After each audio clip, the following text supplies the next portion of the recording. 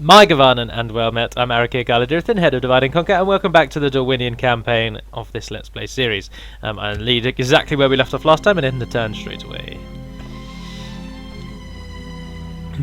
So in the first episode I've given you obviously quite a little bit of rundown of the fake backstory of Dorwinion, or the only backstory that we have, which we've had to make up. A little bit of information about the Avari, and otherwise it's mostly just been preparing for the inevitable war with the Easterlings of Run.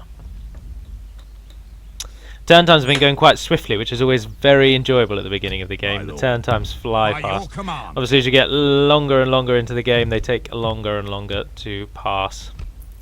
Oh, we're losing a fair bit of money. Othelbed is a very rich settlement, thanks to the mines in the mountains. To battle. So once we've taken Carverad and we've taken Othelbed, we should be getting quite a lot more money. We can go no further, my lord. Our danger here, of course, is not to spread ourselves too thin and risk the wrath of Dol Guldur. Yes. Because Dol Guldur are already probably here, and if I take the town which is here, I will border with them, and they will not hesitate to swarm into my lands and try and capture what I have left undefended. So Dol Guldur will likely be a threat. I tend to ignore them, to be honest. They often have troubles fighting Anduin and fighting Thranduil, so they don't really ever bother the Dorwinion, the men of Dorwinion. So yes, I border them. I tend to just put a lot of troops in the town that borders their realm, and I just kind of leave it at that. As you there is no way they're going to siege us, I don't think. Yes. So we'll wait the 2 turns to take that. But taking that will then stop Run's expansion north, and that will probably be the point when they start turning on Caras Valathrim. So ideally we want to be making money reasonably quickly so that we can begin to get more troops into Caras Valathrim and prepare it for the inevitable assault which will come. I've said that way too many times now. Just in case you don't know, Run are going to attack me, so stay tuned for that. Yes. Rawberg. Honor. We shall engage. Carverad and Othelbed, all under attack, and we've got our scouts in on Burst Sagath. Hopefully Dale will take that. That will. But they're really strong. They're a mercenary unit available from Dorwinion, I think anywhere in Ravanion actually, and they've got armor piercing. They've got an incredible attack. They're so strong.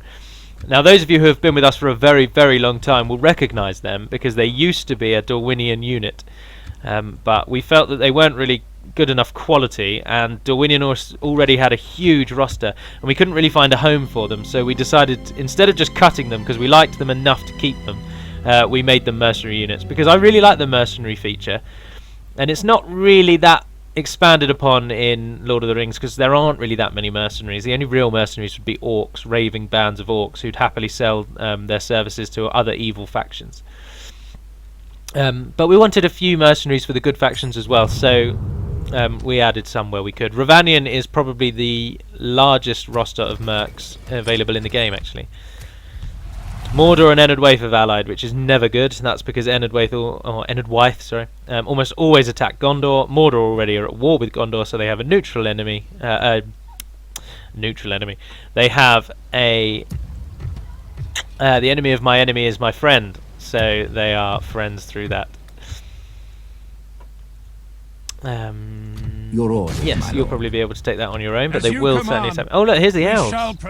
Captain Tirithon. Yeah, I'll speak to you. I want to be friends with you, please. As you wish. Send Hyde out there. Still losing money, but give it 3 turns or so, and I think we'll be all right. Yes, my lord.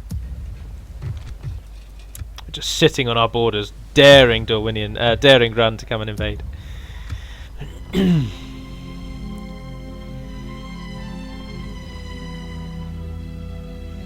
Most of the regions in Rovanion were also named by myself. When Firefreak 111, who hopefully, touch wood, by the sounds of it, is going to be returning with big plans for Medieval 2. So do stay tuned, because Firefreak is hoping to come back and continue altering and playing around with the map. Noble conquest. But anyway, when Firefreak 111 created this big map, which is the DAC map, I'm sure many of you know this is a unique map, he needed many regions named, and he asked if I could name most of the regions, so I did. So most of the region names around these areas were all done by myself. My particular favourite is the Plains of Vidigavia, because Vidigavia is a little-known prince of the Northmen from a very long time ago in the Third Age.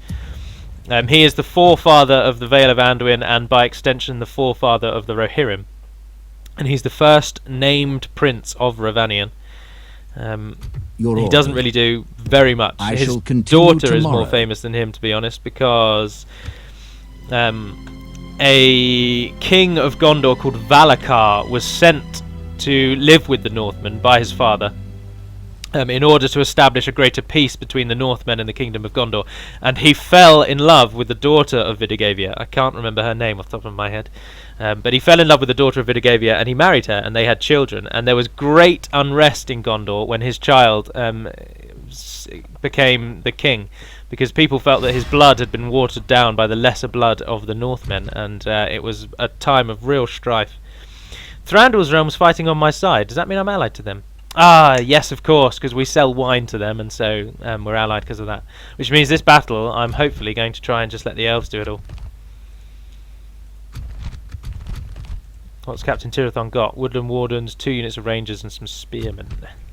We attack! So when Valakar's son, who I believe is called Eldakar, when he was going to ascend to the throne of Gondor, there was great unrest at the potential that their blood had been watered down and weakened by the union of the Northmen and the line of Gondor. But he ascended to the throne.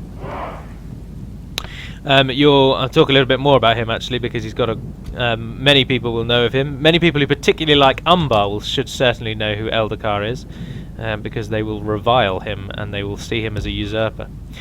But because he was seen in his homeland as being a lesser man because of his half-blood, this is what caused the kin strife.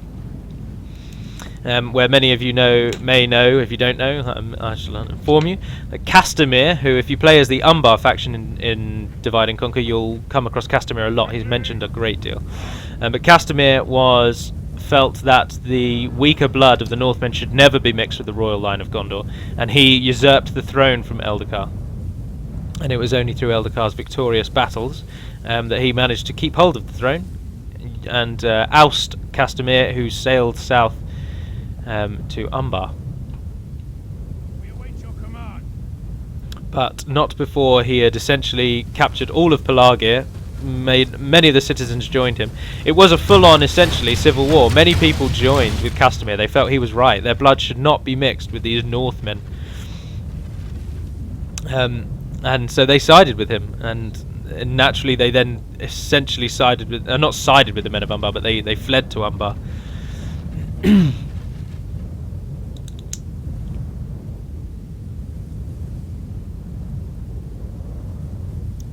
But the not irony of the story, but the ending of the story was that Eldakar lost the throne for 10 years. He lost Pelargir, he lost Osgiliath fell, and he lost the Palantir, obviously, and all of that. Osgiliath fell to the usurpers. But after 10 years he came back and he reclaimed the throne of Gondor, and Castamir, I believe, Castamir and his sons were trapped in Pelargir, where they were killed. Although I'm fairly certain that a great many of them did manage to escape, and that's when they fled to Umbar. So Castamir enjoyed 10 years of success, essentially. He captured Osgiliath, he captured the Palantir of Osgiliath, and he got a great number of support from the Lords of Gondor. But Eldakar returned and reclaimed the throne, and then Eldakar ended up living 235 years. So his blood was not in any way watered down by the union of the Northmen, although the repercussions of him marrying a Northman are eventually felt, because obviously by the time of Aragorn, the stewards of Gondor, and even the last king of Gondor, their lives were very short-lived, and they no longer lived to the extent that the Númenóreans did. So him marrying the Northman, whilst not affecting his... so Valakar marrying this Northman, the daughter of Vidigavia, whilst that didn't affect Eldakar at all, it eventually did take its toll on the peoples of Gondor. So that's really all Vidigavia is famous for. He, indirectly, by having a daughter, created the kin strife of Gondor, essentially. Although not, I mean, obviously not really. You could say that Valakar's father, Roman Dakil II, for sending Valakar to the north to mingle with the Northmen, is potentially the cause of the problem. But so there we are, a little interesting tidbit, and the reason Vidagavia is pretty well known. But this is, of course, all very, very long before they even thought of Rohan is in existence. Vidagavia's people lived in the realm of Rovanion, which was at that time a princedom. He is called Prince Vidagavia, but his people lived there for hundreds of years, and they eventually migrated west and settled in the lands of the Anduin, where they became the Aethed under Eorl. Well, eventually under Eorl, but he wasn't the first. And then obviously most of his people left the Anduin and the upper reaches of the Anduin around the castle of Framsburg, named after a man called Fram. Framsburg is literally just Old English, or possibly like Germanic style languages for Fram town, the town of Fram. Look at them trying to charge my rear, the jammy bastards. We've lost a few, but we are very, very, very strong. Oh no, it's flashing. We've lost quite a few. 23 defense, 13 melee attack. We should be storming it. Where are those damn elves? What are they doing? Taking their time. Good times. The enemy general lies dead. It doesn't wildly matter if Nurwe dies. He costs an awful lot of money, and he's not even part of the family tree. And Dorwinion, I don't believe, actually have a family tree, because the Vine Regent is elected by the Vintner Court, and it's not hereditary. I'm fairly certain we don't have a standard family tree. I think we're Teutonic. So there's a Vine Lord and there's a Vine Regent. There's a Vine Regent and there's a Vine Lord. So there's a Lord and an heir, but it isn't hereditary. Any general can be the Vine Regent. We really need support. We're really taking a pounding. Northmen on all sides. Ah, they're pulling away. The elves are finally reaching the edge of the town, which is causing them to run. We're going to be charged again, which isn't very good though. I think we might just be able to do it. And if not, the elves will capture the town, and then all is good anyway. Woodland Rangers. The militia, dare I call them militia? They're incredible, but 8 missile attack, and these are the Thranduil's militia. I mean, come on, the humanity. If we continue like Woodland this, Wardens. I think Woodland Wardens are no, they're Sylvan volunteers. I was thinking they might be the mercenary unit, but they are not.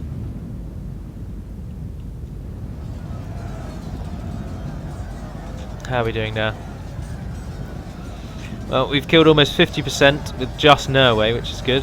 I'm not sure what Light of Elbreth actually does, but I'm sure it's just gives me a bonus to my troops. The victory is now seeming certain for the enemy in the fight down here. Although we've still got our banner carrier, which is always very good. The purple Dorwinion flying true. Our men are in command of the city. Ah, that's going to cause something, surely. 31 remain. Our army is tiring. Where is Nurwe? There he is.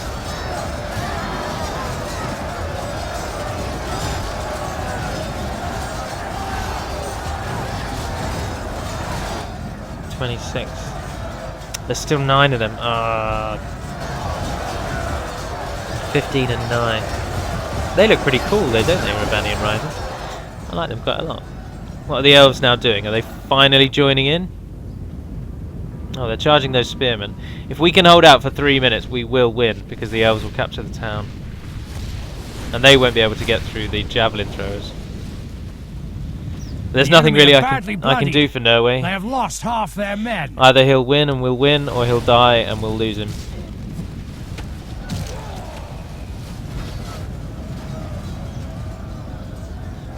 What are they doing now? Forming up. Oh, there's their cool captain. I really like their captains. They look really good. Striding through the middle there. Oh, they've broken. Oh dear, we're down to 5 men. I wonder if we try and flee, what will happen. No, wait, get out, get out! Get out, you dafts! Come on, Nurwe, come on!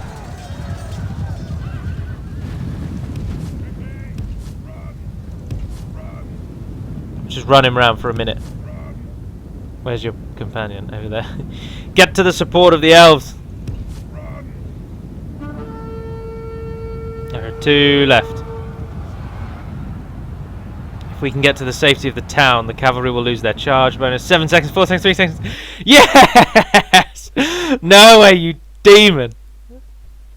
End that battle. Clear victory. Clear victory. Yes! Phenomenal victory. He killed... all of that is basically me, those stupid elves. 257 of the enemy were killed by us. And Nurwe survived, the last man of our forces. That is formidable. We're going to need to rename somewhere after him now. That victory is incredible. Well worthy of a town in his honour. Ah, glory, honour, victory! My lord, our courage and honour have conquered. Gondor and Isengard are at war, and Mordor and Isengard have allied, which is nice. That's true to law. That's good. Now, with Othelbed and Rawberg under our command, and most of Nurwe's army being killed, we are now making money, which is good.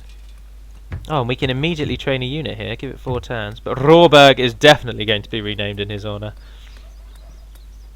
Let's go.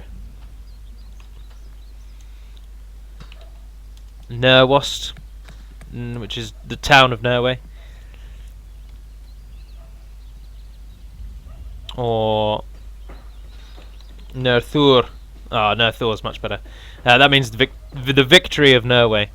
From the word tur, T-U-R, means victory. But it's what's called lenition, which is a form of mutation where the second word is changed to allow the word to flow better. Tolkien is very, very fond of this form of mutation. A lot of words in Sindarin are lenited.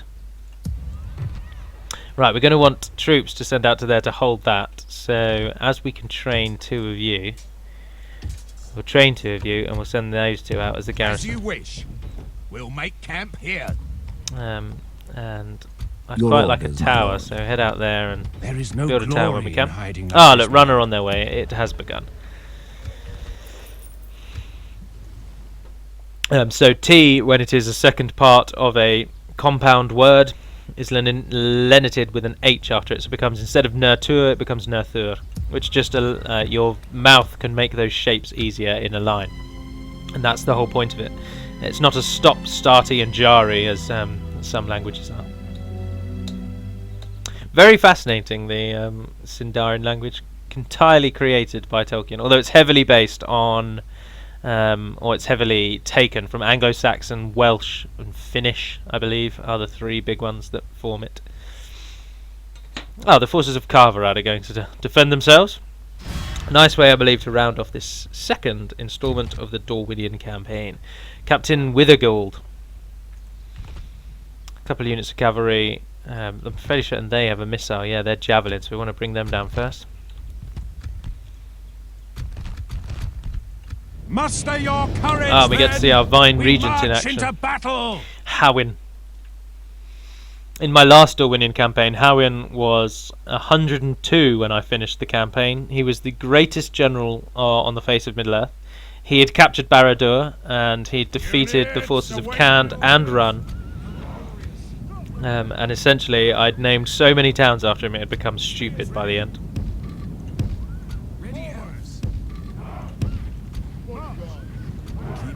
Well, if they're already shooting, might as well just leave them there, to be honest. Bodyguard! General's bodyguard! General's bodyguard! Bodyguards! General's bodyguard! The High Paladins. I won't read it to you now because obviously it's rather boring, but do have a read of the High Paladin background, because I put a lot of thought into naming the Knights and Paladins of the Vintner Court, and then in turn the High Paladins. But I don't really want to just read that out to you now because it's that's not the most enjoyable way to watch one of these videos. You can hear that the Avari have elven voices. Spears ready? Give them your spears! Spears ready? Spears ready! Give them your spears! They won't see us. Oh, they're charging already. Well, hit them back. We massively outclassed those Ravanian riders. We should have a essentially 0 to 39 kill to death ratio. Oh no, someone's fallen. They're already broken, which is good. The battle is very much in our favor. Victory will be ours.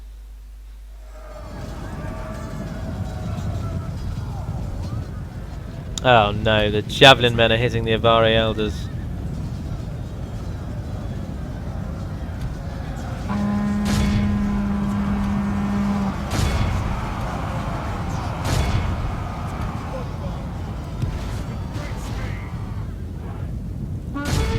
So we can get on the cavalry, drop as many of the cavalry as we can.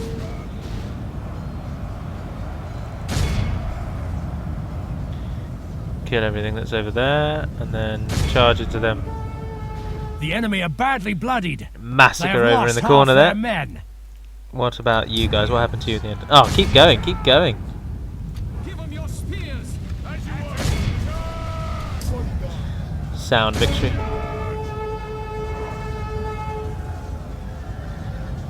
How many are left? 3. And they're running. Well, chase them down. There's no. Well, hit the rear of them actually. Our men have slain the enemy general. Without him, his troops will lose their will to fight. Broken, fighting to the death. They'll flee. There's no way they're going to fight the pikemen and the high paladins.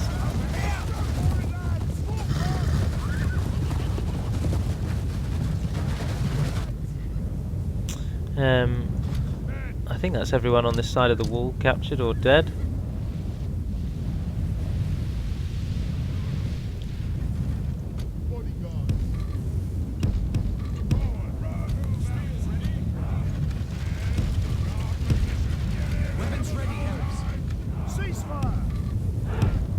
Oh no, they've got that. They're trapped on the outside.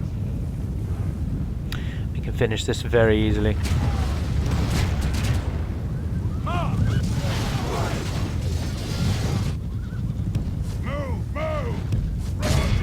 The enemy have the walls. Look to our defense. The battle is very much in our favor. Victory will be ours. They're dropping, and as soon as they rout, that should be the end. And we've taken this rather interesting. I've never seen those buildings before. Where are we? Carverad. Yeah, I've never seen them before. I wonder what they are. Curious. Well, normally I'm used to those type of buildings. Maybe they are just those buildings, but they haven't rendered properly. Who knows? We'll speed it up and claim this victory. If we continue like this, our men have taken control of the city. This is a clear victory.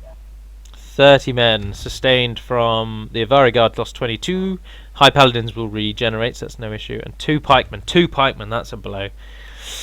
It will take somewhere around 80 turns to retrain those pikemen. So every man lost is basically a man we'll never get back. Because by the time you can actually train them anyway, you will normally have either lost or will basically have beaten run. So you've either beaten run or they've beaten you by the time you can train those elves. A most noble conquest. Alright, there we are. This time at the start of a turn, which is good. Send emissary to the Shadow of Mirk, but I will do once I've got map information with Thranduil. My lord, without question. But for now, this will end the second video. So again, I hope it's been enjoyable. If you have any questions or any comments, then do either leave them here or head over to Total War Center. The link is in the description as ever. But for now, once again, I'm Arikir Galadurathan, the head of Divide and Conquer. Thank you very much for watching, and Navar Naden Pedimad, and farewell.